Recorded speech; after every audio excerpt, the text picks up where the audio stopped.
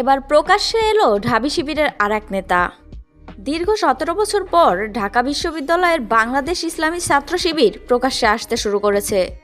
প্রথমত শনিবার ২১ সেপ্টেম্বর প্রকাশ্যে আসেন ছাত্র শিবিরের ঢাকা বিশ্ববিদ্যালয়ের শাখার সভাপতি। এর একদিন পর গতকাল রোববার ২২ সেপ্টেম্বর ঢাকা শাখার সেক্রেটারির পরিচয় জানা যায়। তাদের পরিচয় প্রকাশ্যে আসার পর জনমনে চলছে নানান আলোচনা ও সমালোচনা।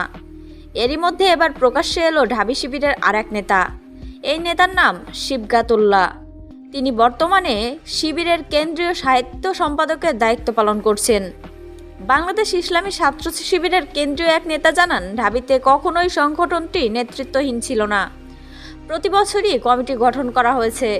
নিরাপত্তার কারণে তাদের নাম প্রকাশ করা হয়নি, তবে এখন সময় এসেছে সবাইকে প্রকাশ্যে আনার।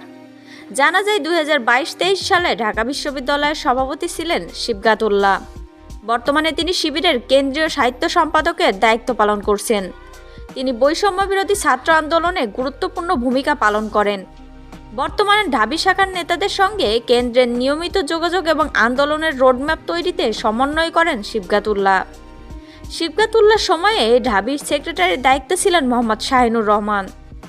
গতকাল রোববার ২২ সেপ্টেম্বর ছাত্র আন্দোলনের অন্যতম সমন্বয়ক ও ৯ দফার ঘোষক আব্দুল কায়েম শিবিরের ভূমিকার বিষয়টি সামনে আনেন।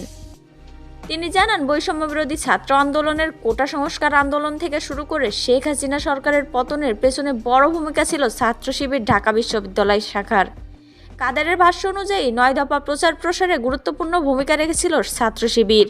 যেহেতু নেট নেই, গোলাগুলি কারফিউর মধ্যে জীবনের ঝুঁকি নিয়ে সশরীরে হাউজে হাউজে তথ্য পৌঁছে দেওয়া, বিদেশি সাংবাদিকদের কাছে পৌঁছানোর ব্যবস্থা তারাই করেছে।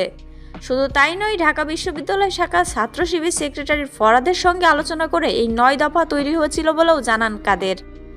প্রসঙ্গত শনিবার ২১ সেপ্টেম্বর প্রকাশ্যে আসেন বাংলাদেশ ইসলামী ছাত্র শিবিরের ঢাকা বিশ্ববিদ্যালয় শাখার সভাপতি।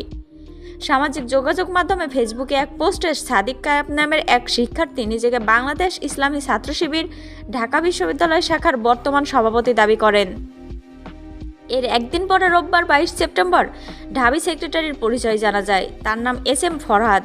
তিনি ঢাকা বিশ্ববিদ্যালয়ের সমাজ কল্যাণ ও গবেষণা ইনস্টিটিউটের ২০১৭-১৮ সেশনের এবং কবি জসিমউদ্দিন হলের আবাসিক শিক্ষার্থী।